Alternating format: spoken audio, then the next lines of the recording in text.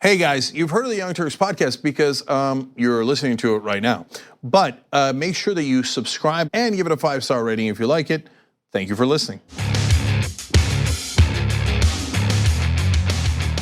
Hey everybody, welcome back to another week here at the Young Turks. Big New Hampshire week, and I am joined to start off this week with some comedy gold. Back after a little bit of a gap. Alonzo Bodden's back in studio. Yes, it's been a while, but it's good to be back. It's great to have you here. Yes. But in the weekend, you're gonna be at the Bricktown Comedy Club in Oklahoma City. Oklahoma City, my first time working OKC, and Awesome. I'm looking forward to it. I'll say hi to Chris Paul while I'm there. I'm a Clipper fan. He Awesome. left us, but I'm still cool with him. And Francesca Fiorentini, always glad to have you here as well. Yeah, good to be here. What a week it's gonna be. Oh God, you know, it's like obviously it's gonna get really exciting tomorrow. With New Hampshire, and we're gonna have live coverage. Are you involved in that? Yes. You were gonna be involved. I was supposed to, I'm not gonna be there. And so you guys are gonna hold it down, and then- You're not gonna be in your corner? No, it's my wife's B-Day. We're going out for a B-Day, which some would say more important than the New Hampshire primary. She's one of those people. And so no, it's gonna be awesome to have you guys in studio. Much. And Emma's gonna be calling in from New Hampshire. And then, later in the week, we'll get the results. So it should be cool. Yeah. Cool. Well, just about, what do you think? Another week later? Depends on where the tortoise goes and those sort of temperature. Yeah, you said later in the week. I would go with eventually. Yeah, I mean, we don't have Iowa. Eventually. Just give enough time for Klobuchar to declare victory. Come on, give her an opportunity. Let's make this thing fun. Clove surge. Yeah. Clove surge, I love it. I love it. Get that Clove momentum. I like that Clove momentum. So look, through the course of this hour, we're gonna talk about a lot of stuff. At the end, we're gonna be talking about some Fox News promotion for a right-wing comedy special. And I don't know anything about comedy, but both of you do. So that should be really exciting. Along the way, we've got discrimination. We've got Biden lashing out at Pete Buttigieg, and Sanders and his circuits defending himself against some newfound attacks. But before we get to all that, why don't we start off with the most exciting news of the day, the federal budget. Donald Trump has released the first details, his budget proposal for this year. Bear in mind before we get into the specifics that this is not the budget that is necessarily gonna pass. It's almost certainly not the budget that will pass. But here is what he wants. He is, especially because it's not gonna necessarily become law, anything put in here is basically a symbol. It is Trump saying what he wants and what he does not want. So we've got a lot here. It's a $4.8 trillion proposal. That includes $2 billion to fund his enhancements to the border wall. So $2 billion additional dollars for this year. So far, they have spent $18 billion on that wall between the US and Mexico. This time, the enhancement is just that the wall will stay up, right? It won't be blown over by, what's that thing? They're actually Wind. Wind, yeah. They're going to the third little pig, and they're gonna see if they can build something to withstand the huff and puff. The huff and puff was powerful against the wall. I mean, this is all, the whole budget, it's all fantasy, right? It's like, we're gonna spend this much, and then he increases spending based on economic growth that's never happened. Yeah. And it's not gonna happen. But again, this is a political appeal to his base. That's all it is. Then he can say, hey, I put in this and I wanted to do that, and they stopped me from this. And it's all, it's like you said, it's his dream, it's projection. And come on, how much of this did he write? Oh, that's a good point. He liked some of it, but he didn't write it. And so again, like we've said multiple times, you can't necessarily be sure that any of these numbers are gonna end up actually looking like this, but the Democrats gave him billions for his wall last year, and they supported the military budget just a few months ago. So some of it could make it through all the way. I don't know why we're still paying taxes. Like, this is ridiculous. Like, it is ridiculous. Like, will someone come after me? Like, listen, I'm not mafia. I'd like to think someone would come after me, though, that I'd be important enough if I evaded my taxes, someone eventually would. One can dream. But I honestly don't know why we are. I mean, again, you're saying the complicity of the Democrats in all this. Every time I think what happens with Democrats is that you say there's gonna be militarization, like border security. You're just gonna call it security, and then eventually that gets siphoned off into building more of this dumb wall. I mean, he's already siphoned off money from FEMA. He's siphoned off money from the military. Like, I don't understand why we are cooperating anymore. But of course, I can't say that because I'll be called, like uncivil and not bipartisan. No, if you were rich enough, you wouldn't have to pay taxes. So if you don't want to pay taxes, step up your game. Step up your game. It's Oklahoma City. If you could bring home a couple of billion a year, then you wouldn't be bothered paying taxes. Rise and grind. The thing about the military budget, there's two things I look at this is one, like the veterans portion of the budget. I'm fine with that. The only problem is exactly what you said. It doesn't get to them. See, if it got to them, if it got to improving the veterans hospital budget, if it got to improving their other benefits and stuff like that, they deserve it. And I'd be okay with that. The problem with taxes and the budget is the money never gets to where they say it's going to go. If the money was actually used to rebuild infrastructure, for example, and you actually saw the roads were getting smoother or bridges weren't falling down, then people would be like, oh, okay, I don't mind paying taxes. Hey, wait, there's a new school that got built. So, the thing about the military money is it's political suicide to say no to the military budget. That's the thing. Remember, everyone in Congress, everyone in the Senate, their only job is getting reelected, right? So once they're in, their whole thing is, I got to keep my job. And it's the first thing that will be used against you. You talk, you joke about being uncivil and un-American. If you're in Congress and you vote to cut 1 penny from the military, but you are obviously in league with the terrorists. You're right. You have to be. Totally. So that I don't know what the solution is. This can't keep going. It's impossible to sustain this. What happens is every 20 years, at 30, the economy crashes, right? Now listen, I'll be honest. I'm an old guy, I've had a good run. You, not so good. But me, I figure by the next crash, I'm gone anyway. So, what the hell? Just take advantage of it now. No, you're in for a rough ride. And in this budget, the military is getting like $750 billion. Because we're fighting Mars or something. No, just a regular run-of-the-mill budget, $750 billion. And that's not even the full budget. There's all sorts of contingencies and overseas, all that. And look, I think we could easily cut the budget in half, combined with some other changes to our foreign policy, and be perfectly fine. And I know, like you say, they'll say you're not supportive of the military. That's BS. I'm way more supportive. I want really well-paid soldiers with full benefits who are really far away from IEDs and bullets and bombs and rockets because they're here and they're well-paid. That's what I actually want.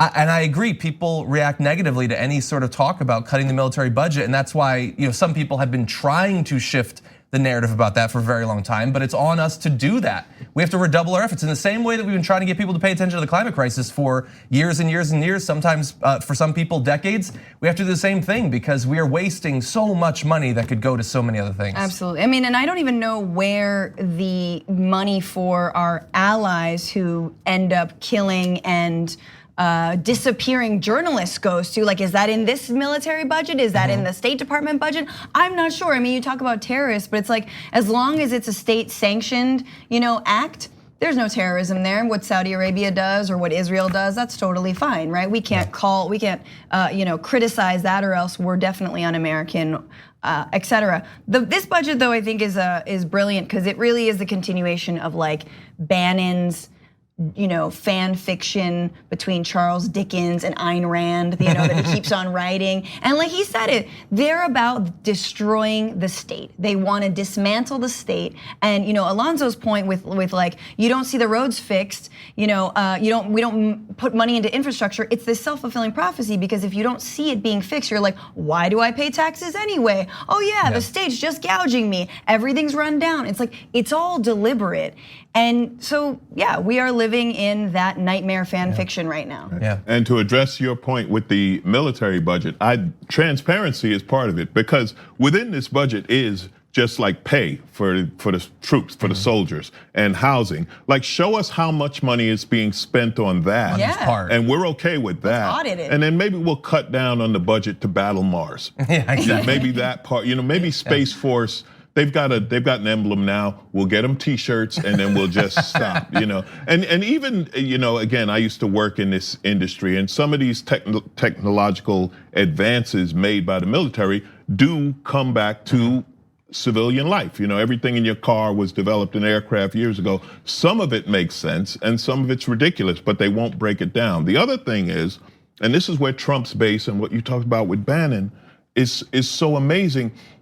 They don't even try to lie anymore. It's just, they just say, we're not cutting Medicaid as they're cutting Medicaid. And their base is sitting there like, well, at least they're not cutting Medicaid. Stupid, it's in here, they're cutting Medicaid, so they can't do any wrong. Getting back to what you were saying, they can't, with their base, no matter what they say, we'll play along, we'll believe it. Yeah, even when the claim that they're not going to cut it comes 48 hours before the budget that cuts it. Like, it seems like that would be an easy connection to make.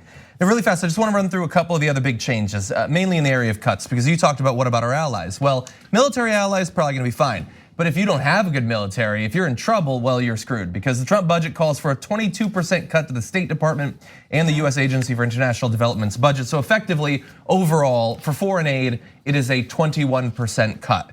And generally, when you ask a lot of Americans about should foreign aid be cut, they say yes. When you ask them what percentage of the federal budget goes to foreign aid, they say 20 to 30%. It's a tiny little fraction of that, but they think we're just handing hundreds of billions of dollars every single year, which that of course, the National Endowment for the Arts. That's 50%. That's really what's gouging our pockets. Cats eats up most so the budget, I think. Absolutely. Can you imagine if they were publicly funded? We wouldn't have a country anymore. You'd think with that much money they could do the hands. So really fast, I want to give you just a preview, an idea of what a 21% cut to our foreign aid might produce. So Trump last April froze $450 million in support to El Salvador, Guatemala, and Honduras. That took away needed direct support for people living in extreme poverty and danger in those nations, leading them to seek better opportunities in the United States. In 2018, for example, more than 116,000 Guatemalans crossed over the southern US border, more than any nation except Mexico. Now, the idea that you take away aid for these places that are in a really rough state, things get worse, so they decide to come here. The connection between that and them coming here is not lost on the people who made this budget, because they are putting more money into the wall. They are putting more money into the Department of Homeland Security. So they get what pain and suffering this is going to produce. They just don't care. Yeah, it's the self-fulfilling prophecy once again. You cut off the aid to these countries in need, you force people to flee, and then you blame them for their own destitution. And listen, I think we don't talk about this enough, but I think that the refugee crisis and the migrant crisis, I'm gonna call it a crisis, is this hemisphere's version of the Syrian refugee crisis. And it's gonna require, like, I'm not saying it's gonna be a simple fix, but it's going to require a multinational solution that crosses borders, right? That has to do with both trade and safety. Obviously, it has a lot to do with us not, because I'm sure we're not cutting, I don't know how much military aid we're cutting. We might be cutting humanitarian aid, but our military aid might be continuing to funnel through there. But anyway, the point being is that we need to solve this. We need to fix this. I think no American wants to say that Salvadorans or Guatemalans should have to leave their country, If they need to seek asylum, I believe that they should be able to seek asylum in the States. But like, I don't want to create the conditions for them to have to leave in the first place, right? Yeah, exactly. But anyway, it's back to the cruelty. It's like, if cruelty is your aim, if an ethno-nationalist, extremist agenda is your aim, this is how you go about doing it. Yeah.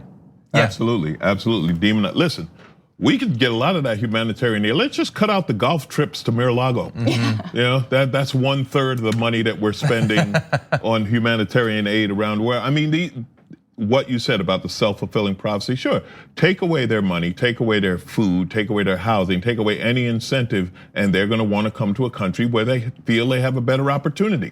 But there's no profit in building opportunity in their country. That's not sexy. What's sexy is, what gets you votes is saying, oh, look, here's another march, we gotta build the wall. You ever notice the refugee march, the caravans? The caravans only happen a month before an election. Yeah, that's weird. The only time there's a caravan a month, and then the day after an election, all right, break it up, go home. It's like they're Hollywood extras. It's like we're gonna listen. We're gonna need. It's Trump. They might be. We're gonna need 50,000 extras to march toward the border. All right, that's a wrap. Everybody go home. Pick up your voucher. It's the most see-through every single time. Really fast. Let's go through a couple more cuts just so you know. Now we pointed out. They say we're not cutting Social Security, Medicare, Medicaid, even though he has already said that he will in an interview. Then he tweeted that he wouldn't. They're cutting $4.4 trillion over a decade, $130 billion effectively in cuts over prescription drug prices through Medicare, 292 through safety net cuts, including things having to do with work requirements for Medicaid and SNAP, and also $70 billion cut through limiting eligibility for federal disability benefits. So. Politicians are often really dishonest. They hide what they want to do. So I would like to give credit to Donald Trump and the Republicans heading into their election, saying, no, we're going to cut trillions from the most popular programs in the history of American governance. So good job there. Really fast, let's also note, I believe that Greta has had an effect. The EPA is going to receive a 26% cut, so that's impressive. HUD is gonna have a 15% cut, and you know what? They're even cutting the Centers for Disease Control by 9% as the coronavirus is all over the headlines. It isn't actually, significant in that way in terms of setting the agenda for the CDC, but they don't care. No, all these things, the EPA, HUD, CDC, that doesn't benefit billionaires. It benefits dumb schmucks like us. Well, again, their base doesn't believe that. I mean, you have a base that votes against its own best interest, right? So when you have people who are voting to eliminate the EPA when the mine is right next to them, when the toxic dump is right next to them, or whatever, then why not do it? Mm-hmm. I mean, from the point of if you're the rich Republican businessman to whom these regulations cost money, are you kidding? Do you know how they're probably amazed? They're like, really? They're gonna just let us dump this sludge? Yeah. Well, I'll be damned. Yeah. Well, let's get the sludge dumping, right? I mean, it's fascinating, but it's true. You have and this is a locked-in base that don't bother us with the facts or anything else. Our kids getting sick, the hospitals now 100 miles away, whatever. Any of that, all you do is say, well, that was a Democratic Congress. They're like, yeah, and so it's easy. It's too easy. And that's the thing is that this stuff gets lost in the budget. Yes, this is arguably the most unsexy topic ever, and no one's gonna go back and be like, I wonder why the coronavirus broke out in late 2020 throughout the country. Oh, it's because we gutted the CDC, or So I think we need a plan to put very hot actors to work in explaining the national budget, like a la Margot Robbie in the bathtub in the movie that I'm forgetting. About the housing crash. Yeah, I was gonna say Moneyball, but it's the same director as Moneyball. The point is we need more, if the Oscars could just explain the budget as they're walking on the red carpet. Is that too much to ask? Yeah. Joaquin did his part, I guess, on some of these. But we'll get to that in the second hour. Joaquin was all over the place, but I love him, he's great. Do you really think that any Trump supporter is going to be listening to one of you Hollywood liberals? That's true. Yeah, I do know every right-wing personality was watching because they were all live tweeting the entire thing as they were saying they weren't watching. It's clear that they knew what was going on. And if you are, if you're a Trump supporter, maybe you're a conservative who doesn't love Trump, but you still think that the Republicans are the party that's going to keep you safe. Just bear in mind that, yes, they will protect you from caravans that they hype up the danger that are not actually dangerous to you and your family. But for things like, infectious disease, the climate being destroyed, more natural disasters in the future, massive cuts to that. They're not just not going to protect you, they're literally disarming the agencies that are set up right now to protect you and your family. So bear that in mind as we head into an election. Okay, with that, we're gonna take a short break, but come back. We need to talk about a relatively new show called the Republic, or UNFTR. As a Young Turks fan, you already know that the government, the media, and corporations are constantly peddling lies that serve the interests of the rich and powerful. But now there's a podcast dedicated to unraveling those lies, debunking the conventional wisdom. In each episode of the Republic, or UNFTR, the host delves into a different historical episode or topic that's generally misunderstood or purposely obfuscated by the so-called powers that be, featuring in-depth research, razor-sharp commentary, and just the right amount of vulgarity The UNFTR podcast takes a sledgehammer to what you thought you knew about some of the nation's most sacred historical cows. But don't just take my word for it. The New York Times described UNFTR as consistently compelling and educational, aiming to challenge conventional wisdom and upend the historical narratives that were taught in school. For as the great philosopher Yoda once put it, you must unlearn what you have learned. And that's true whether you're in Jedi training or you're uprooting and exposing all the propaganda and disinformation you've been fed over the course of your lifetime. So search for UNFDR in your podcast app today and get ready to get informed, angered, and entertained all at the same time.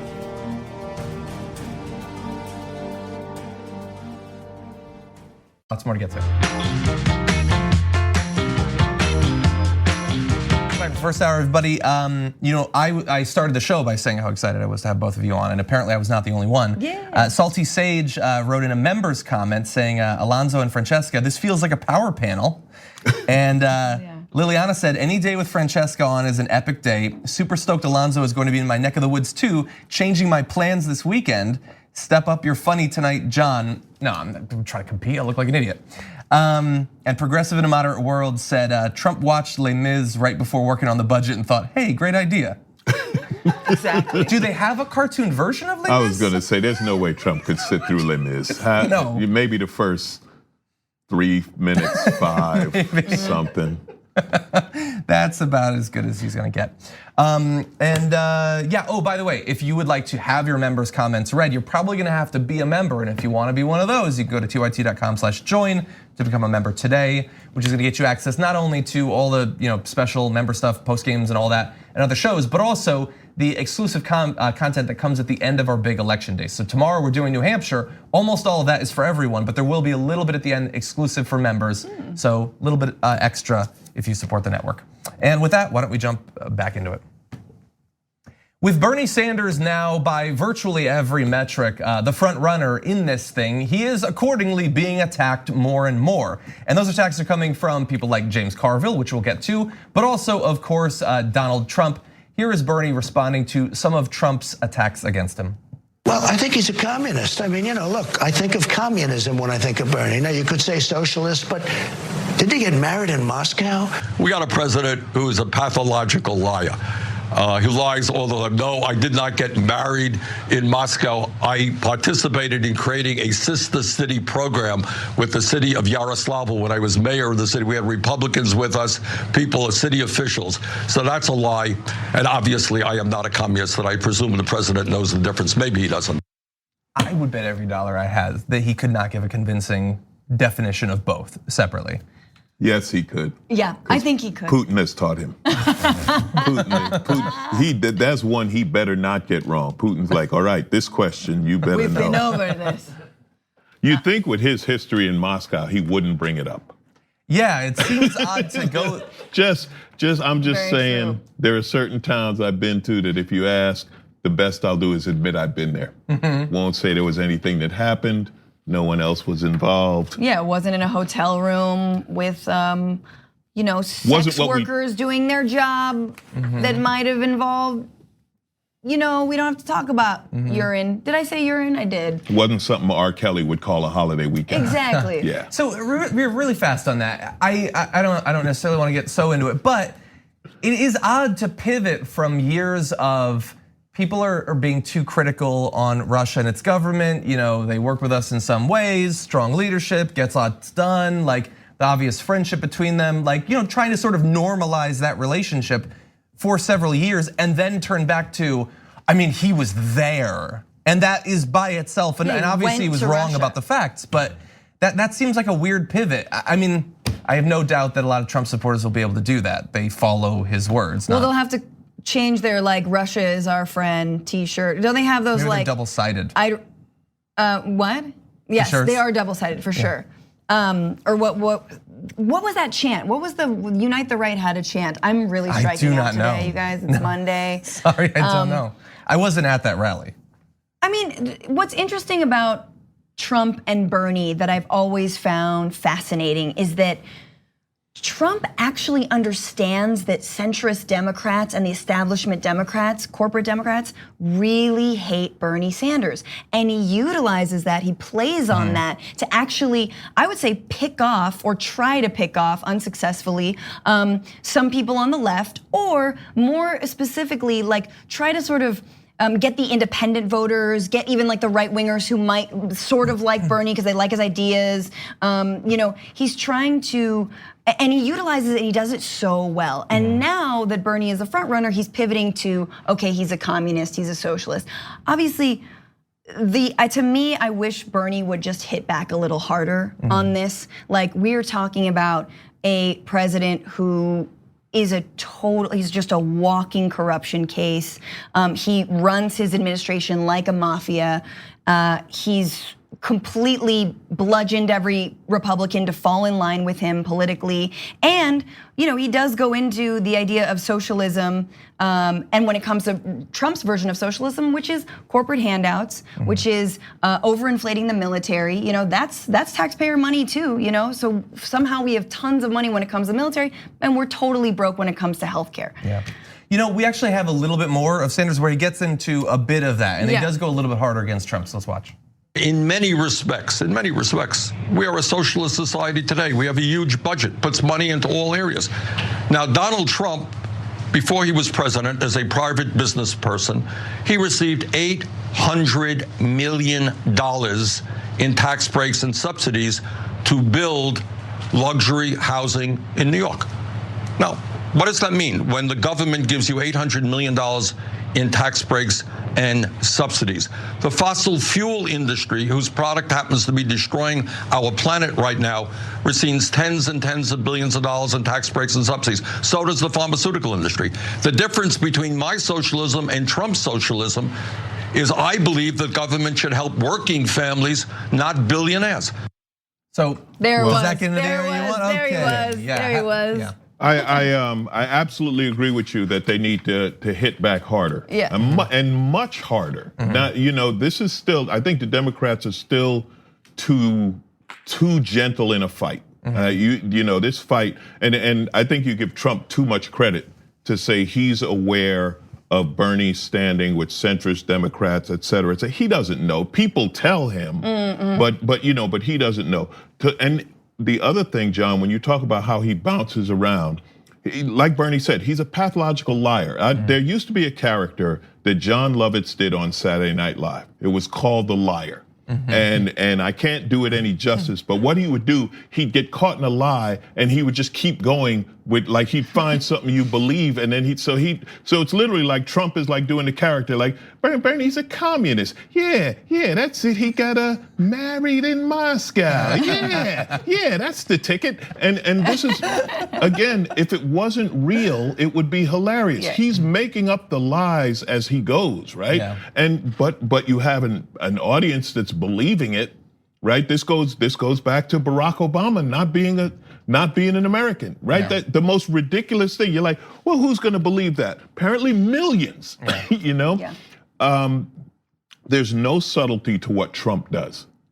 And I think the Democrats need to learn. I don't think the Democratic Party, the candidates, it's still like, it's all over the place. You know what I mean? When they say there's this super hatred of Bernie, it's like there's no candidate that everybody's getting behind at this point, So they're choosing to hate whoever the front runner is going to be, right? If the front runner this week is Biden, then bring this up about we hate Biden, and if it's Bernie, bring this up we hate Bernie, and blah blah blah.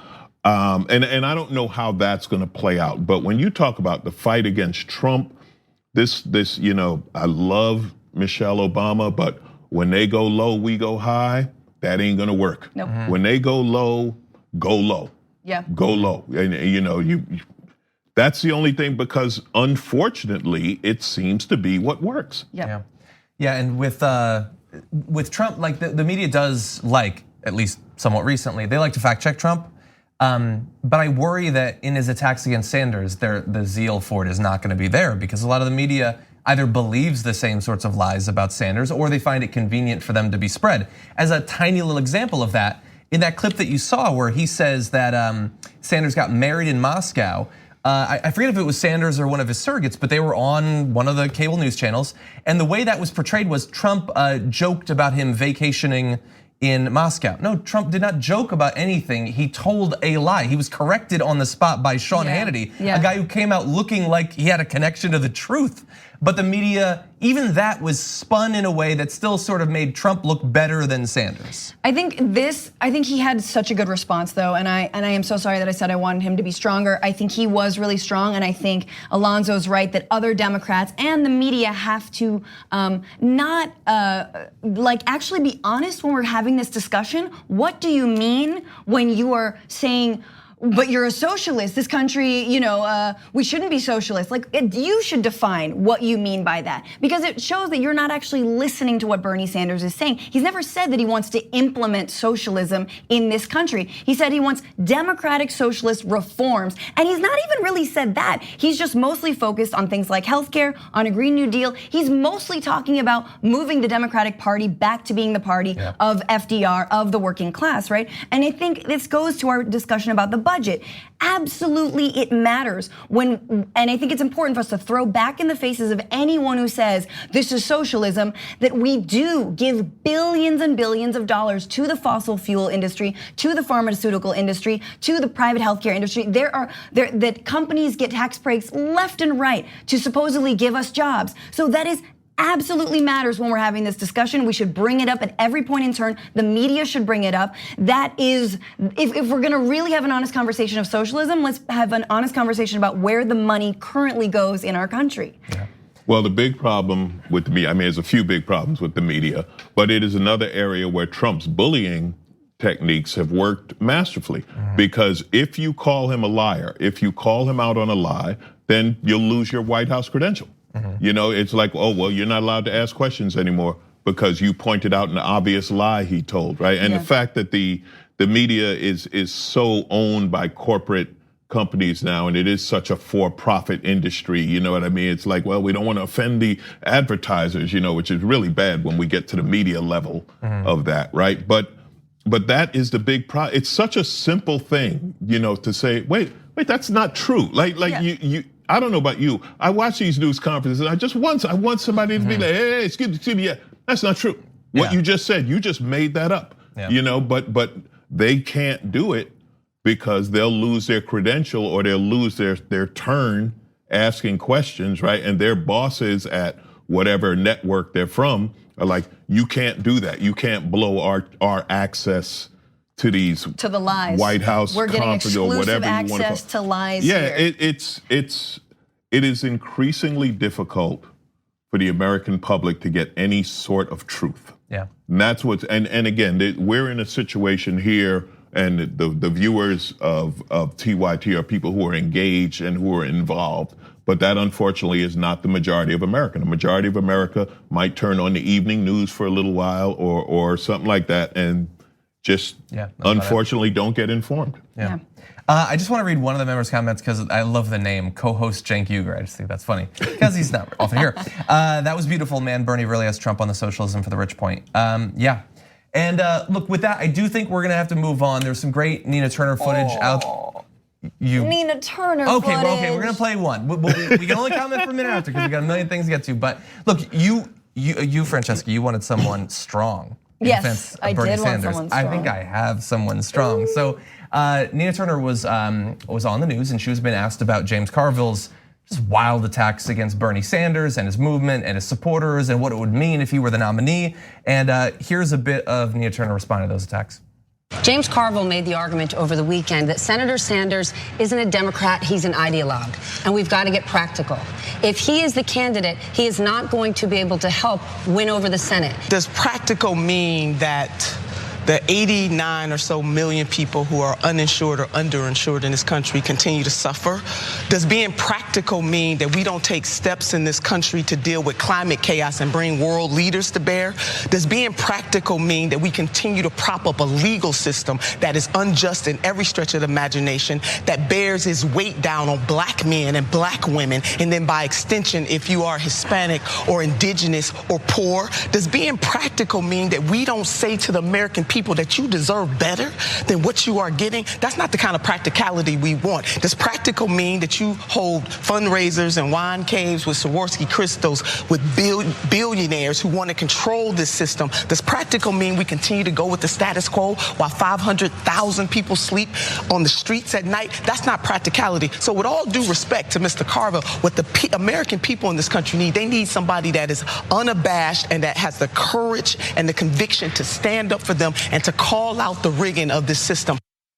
I mean, it doesn't get much stronger than that. So good. I mean, and this I think speaks to the heart of what is so horrible about the attacks on Bernie Sanders for being a democratic socialist, which is that it completely bypasses reality. That Nina Turner just mentioned, I think, 7 different issues, everything from homelessness to incarceration to climate change to healthcare in one long breath.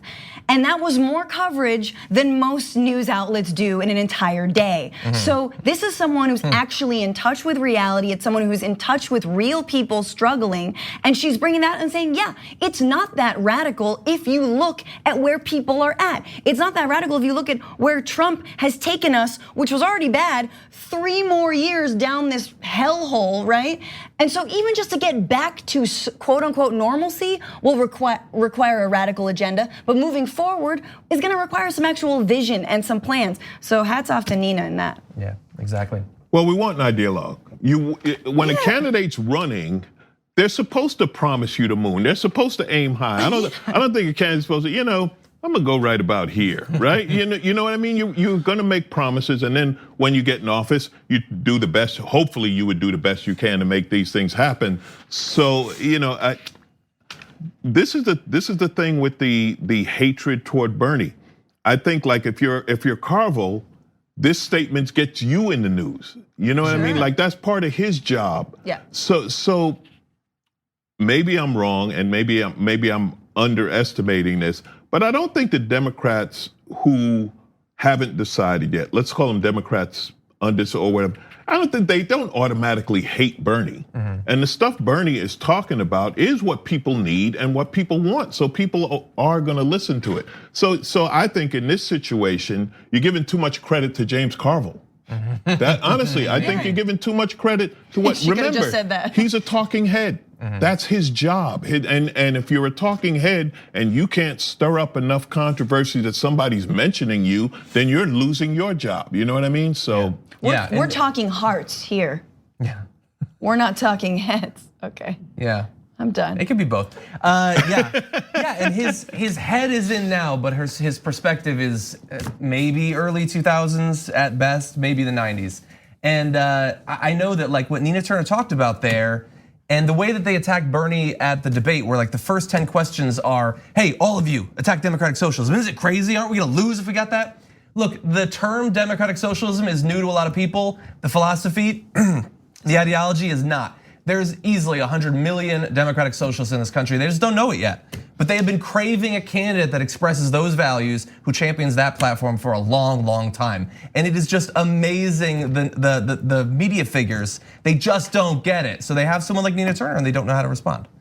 Okay, with that, we do need to take a break, but stick around because Joe Biden, he has decided to go low against Pete Buttigieg. It's gonna be interesting after this. At TYT, we frequently talk about all the ways that big tech companies are taking control of our online lives, constantly monitoring us and storing and selling our data. But that doesn't mean we have to let them. It's possible to stay anonymous online and hide your data from the prying eyes of big tech. And one of the best ways is with ExpressVPN. ExpressVPN hides your IP address, making your active ID more difficult to trace and sell to advertisers. ExpressVPN also encrypts 100% of your network data to protect you from eavesdroppers and cyber criminals. And it's also easy to install. A single mouse click protects all your devices. But listen guys, this is important. ExpressVPN is rated #1 by CNET and Wired magazine. So take back control of your life online and secure your data with a top VPN solution available, ExpressVPN. And if you go to expressvpn.com/TYT, you can get 3 extra months for free with this exclusive link just for TYT fans. That's expressvpn.com/TYT. Check it out today. We hope you're enjoying this free clip from the Young Turks. If you want to get the whole show and more exclusive content while supporting independent media, become a member at tyt.com/join today. In the meantime, enjoy this free segment. Hello and welcome back to the first hour of the Young Turks. We've got an awesome story coming up in just a minute. Biden versus Buttigieg in a new ad. But I did want to read a couple of comments. First from the super chat, which you can do on YouTube. Kevin says, "It always been my belief that if you're blessed with excess, you have a moral responsibility to help those that don't. How can you claim to be Christian and at the same time argue against social supports?" I agree. On hashtag TYT Live, Santos Huante says, "When they go low, meet them with an elbow from the sky." And you can build up some more speed because they're low. Right. I like that. You can hit it, a little bit harder. What wrestling move is that?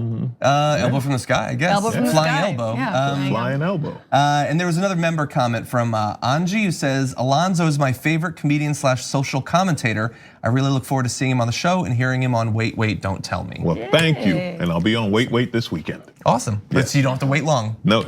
Okay. And okay, with that, why don't we jump back into the news? Joe Biden was hurt by what happened in Iowa. I mean, we all were. Our confidence in the system was and all that. But he in particular was hurt by the apparent rise of Pete Buttigieg, who has been rising in the polls after Iowa. I can't say for sure that that's why Joe Biden has decided to go in this direction, but take a look at their most recent ad. Barack Obama called Joe Biden best vice president America's ever had. But Pete Buttigieg doesn't think much of the vice president's record. Let's compare. When President Obama called on him, Joe Biden helped lead the passage of the Affordable Care Act, which gave health care to 20 million people. And when parkgoers called on Pete Buttigieg, he installed decorative lights under bridges, giving citizens of South Bend colorfully illuminated rivers. Both Vice President Biden and former Mayor Buttigieg have taken on tough fights.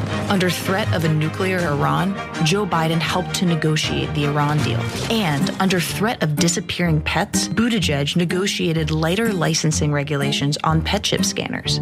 Both Vice President Biden and former Mayor Pete have helped shape our economy. Joe Biden helped save the auto industry, which revitalized the economy of the Midwest, and led the passage and implementation of the Recovery Act, saving our economy from a depression.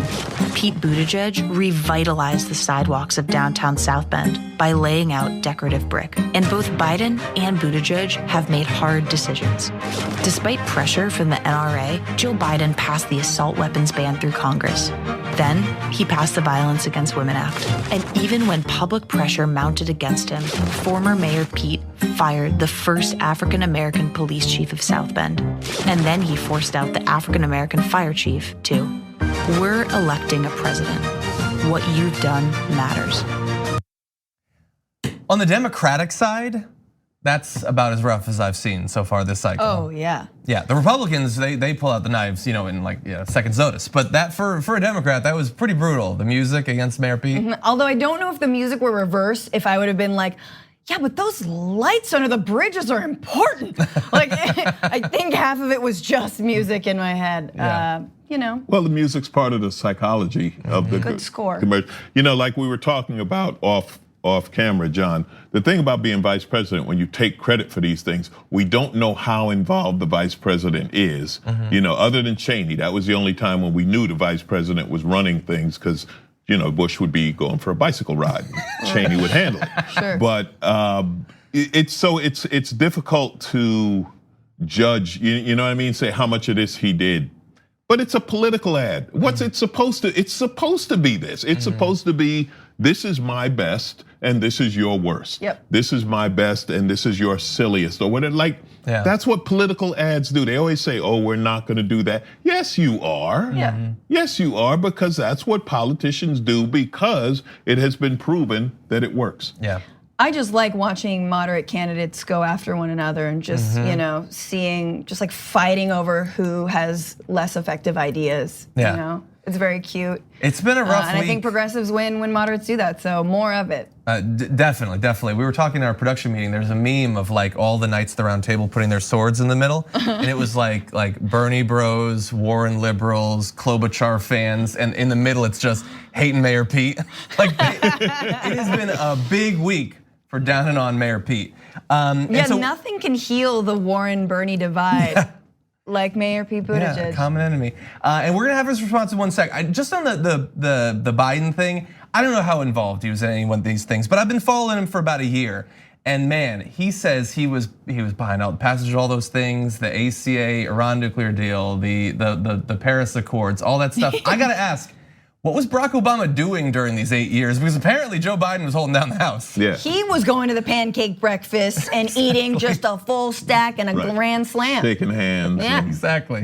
Kissing babies. Yeah, I wonder how Barack Obama shoulders. feels about Joe Biden claiming credit for like everything that happened. But anyway, that is what you do. I get that. Is you're throwing that away, but that is a huge question. It is. That's a huge question because it would be if Barack Obama said those things about Joe, that would be a whole different commercial, right? And that commercial would have much more impact if he was like, yeah, Joe helped me do A, B, C, and D. We don't know who he's going to endorse, if anyone. We don't know that he's got to endorse somebody, but we don't know who it's going to be. And you keep. I know who it's not going to be. You keep going back to Pete and Iowa. Man, imagine if they knew he was gay.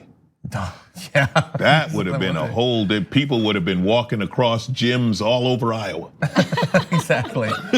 He's what? I'm going to that side of the gym.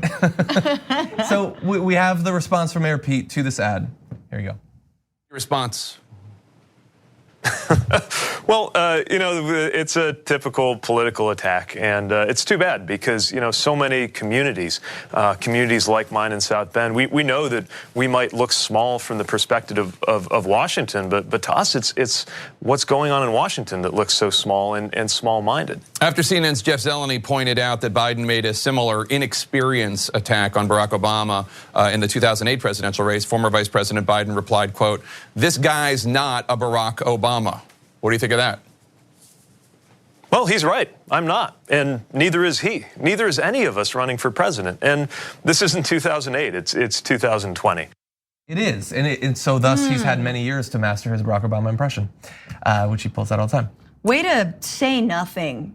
Yeah. That was a lot of nothing. Constantly, just it's just word salad. It's like inspirational word salad, and then Trump is like senile, xenophobic word salad, and they're very similar. I think I don't want to see a debate between the two of them, but it would just be kind of funny to see. To see 3 hours go by, less sense. And not one thought is expressed. That would be entertaining. Like, defend yourself, dude. If you actually have something to say, if you think that ad is wrong, then talk about your legacy. If you have a legacy, but it feels like you don't have a legacy yet. And what you do have is actually firing a black police chief and being like having a letter written by a bunch of African-American police officers about your tenure and about discrimination in your own police force. Yeah. One of the 3 or 4 different, anyway.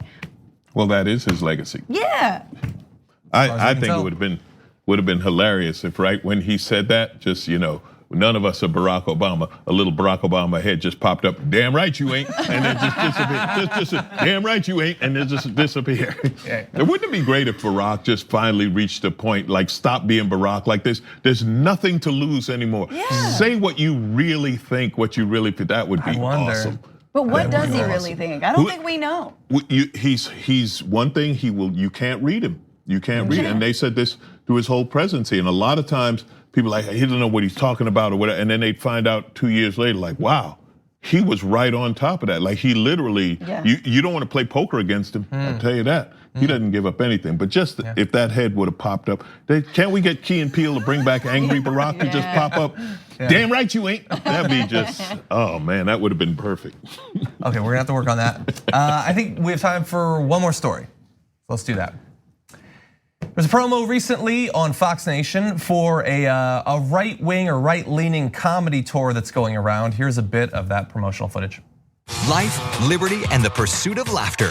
Watch as comedian Michael Loftus gives his hilarious take on American history. I think England misses America every 4th of July. They're like, damn it, we lost them. We could have had it all. We could have had it all. American politics. Everybody remembers the Bill Clinton when he first came in, when he was relaxed and laid back. And then we found out why. And American stereotypes. I'd like to get someone from New Orleans against someone from rural on the Wheel of Fortune on the same day. Ticket. Yeah, I'd like to buy a... Plus, the musical comedy musings of Brian Hayner. Everything is extreme. Everything is a meme. And Laugh Out Loud with Reno Collier. You're damn right you are, Freedom to laugh. Okay, so I, as we all know, am not a comedian, but both of you are. So look, I've been curious for a long time about conservative comedy. It doesn't often make a ton of sense to me. Now, from what I can see from that footage, we have a little bit more. This does not seem like hard right attacking liberal sort of comedy. No. But like you've both traveled, you've gone all over the place in some of these areas, and in fact, you know some of the people involved in this. Yeah. So tell me a little bit about this, about conservative comedy. Well, let me tell you, if Mike Loftus, I've known Mike a long time. Mike he's a great comic. Look, he found a niche here. He found a bunch of people who are gonna pay good money to see him, and he's gonna do his material. I don't think he's the extreme right-wing, hateful kind of guy. You know what I mean? It's not a rally. But whatever it is, I ain't mad at you. You found a niche, you're making money, good for him. You know what I mean? This right-wing thing, people always ask, what's it like right-wing people? They don't come to comedy clubs. They don't come to comedy. They're certainly not coming to see me. As soon as they see a black comic up there, they're like, wonder if this guy's with Trump. No, they pretty much know ahead of time, you know? So good for him. I mean, this is like what Diamond and Silk, right? Look at them. Now that's one that really, you talk about we're in it for the money, you know? So good for Mike. And let me tell you, as a comic, right? As a comic, if I could get a network to promote my tour, if I could get CNN to say, go see Alonzo Bodden or MSNBC or anybody or the Young Turks. Can someone here say it, John? Hey, we promoted the start. But that's huge. It's about selling tickets, making money, man, putting asses in seats. Yeah, it's funny. God bless him. No, I mean, listen, it's funny because that promo definitely didn't seem, again, like super extreme. Because usually when you see like right-wing comics are like, we don't give a rat's behind about the SJWs, you know, we're gonna punch down. We can make fun of everybody. Remember when we used to make fun of the poor and the disabled? Those were the good old days. Like that's usually what like right-wing comedy kind of bills itself as, which is just being mean-spirited. And listen, it gets laughs in certain, 4chan circles. But what I will say is this: if you think that like comedians and comedy, like people are way too sensitive and no one's laughing anymore, go to an open mic. There is an open mic near you on any given night. It is at a dumpy bar. You can go there and you will see the most offensive, sexist, racist, homophobic material being tried out. And just feel at ease and be like, yes, freedom of speech isn't dead. There are a lot of comics who bring their dogs inside the bar and maybe they live around the corner. We don't know. I'm not dumping on the poor. What I'm saying is there's a lot of bad comedy out there, and I just don't find right-wing comedy funny because usually it's making fun of people who are actually in need. So that's my take on this. Well, but I think people still do that kind of comedy. I was gonna say, don't go see an open mic. Come see us pros do it. Exactly. Don't waste your time seeing unfunny people do it. Come see us funny people do it. I could spend hours on that argument about what you're not allowed to say in comedy. I stand behind this 100%. If it's funny, you can say it. I still see it said, things that are so-called offensive to people. Right. I could take this back. When I started in comedy in the 90s, Def Jam was the biggest comedy thing in America, biggest thing.